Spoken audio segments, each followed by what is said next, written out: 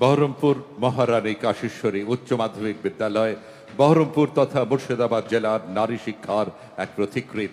1928 সালে স্থাপিত হয় এ বিদ্যালয় শতবর্ষের দোর গোড়ায় আজও সমানভাবে দীপ্যমান। আজ কুচকাওয়াজের নেতৃত্বে রয়েছে Anupama Das. Maharani Kashishwari Girls High School of Murshidabad. Anupama Das is leading this contingent. This school is our edifice of a women's education and culture. It is an edifice of women's education and culture. Maharani Kashishwari Girls High School of Murshidabad.